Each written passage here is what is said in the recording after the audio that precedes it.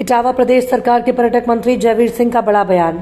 दशहरा महोत्सव के कार्यक्रम में पहुंचे योगी सरकार के पर्यटन मंत्री अखिलेश के साथ साथ विपक्ष पर साधारण निशाना। यूपी के इटावा में आज योगी सरकार के पर्यटन मंत्री जयवीर सिंह दशहरा के कार्यक्रम में शामिल होने के लिए पहुंचे, जहां पर उनका जोरदार स्वागत किया गया।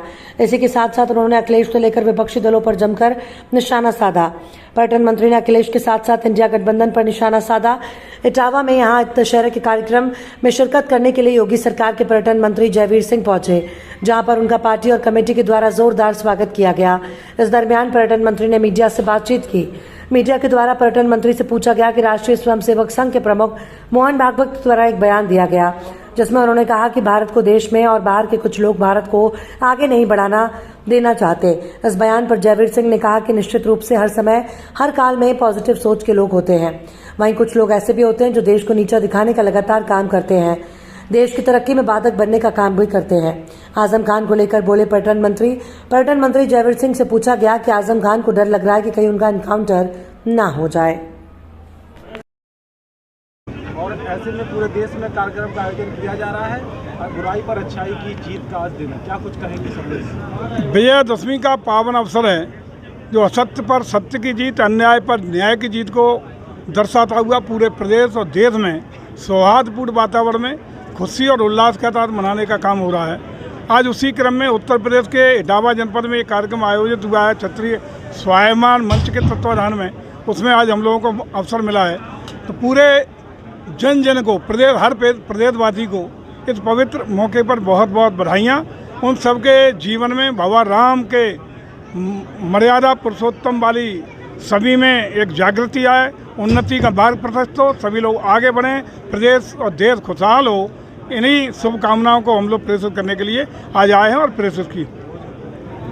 मंत्री जी, मोहन भागवत जी कह रहे हैं कि देश में और विश्व में कुछ लोग ऐसे हैं जो भारत को आगे नहीं बढ़ने देना चाहते, गुट बनाने की कोशिश करते हैं, कैसे देखते हैं? देखिए, निश्चित रूप से हर युग में, हर समय में और हर राजनीतिक काल में अच्छे पॉजिटिव सोच के लोगों की जहाँ बहुतायत रहती है, वहीं कतिपय लोग हमेशा देश को नीचा दिखाने के लिए, समाज को छोटा करने के लिए, देश की प्रगति के रास्ते में बाधक बनने का प्रयास करते रहते हैं। उसी की ओर आदरणीय मोहन भागवत जी का इशारा है।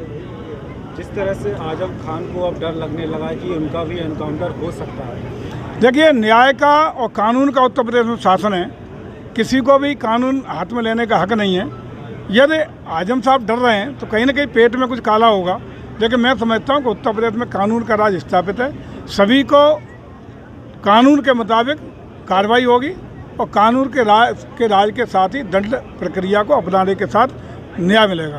अखिलेश यादव को भावी प्रधानमंत्री के रूप में समाजवादी पार्टी के लोग देख रहे हैं, इंडिया गठबंधन में भी खटास है, किस तरह से देख रहे हैं? दिन में सपने देखने में कोई घाटा है क्या? कोई घाटा नहीं है। कभी भी किसी को कहने लोगों प्रधानमंत्री किसी को कह दो, किसी को मुख्यमंत्री कर लो, वो तो मुझे लगता है 2022 में भी आपको याद होगा, मतगणना से पहले सब अधिकारी भी तैनात कर दिए थे, मंत्री भी बन गए थे। हसर क्या हुआ? आज सबसे ज़्यादा चिंता इस बात की इंडिया गठबंधन के लोगों को है कि लोकसभा का चुनाव आते आते गठबंधन की एक एक टांग और हाथ और टुकड़े टुकड़े छिन्न-भिन्न न हो जाए। लगातार आप देख ही रहे थे पिछले हफ्ते क्या हुआ है, वो बचा के रखें, इसके लिए ही हमारी शुभकामना है कि बचा रहा है उनका गठबंधन। केरल के विधानसभा अध्यक्ष हैं के.एन. शमशीर, उनका कहना है कि इजराइल में जो नेतन्याहू जी है चुनावी तानाशाही है, इसी प्रकार भारत में भी मोदी जी चुनावी तानाशाही।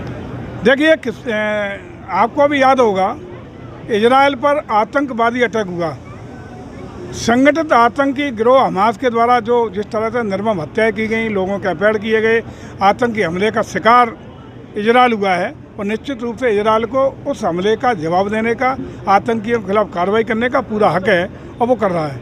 इसको जात और संप्रदाय के नज़रिए से नहीं देखा जाना चाहिए। खबर सिर्फ सच की।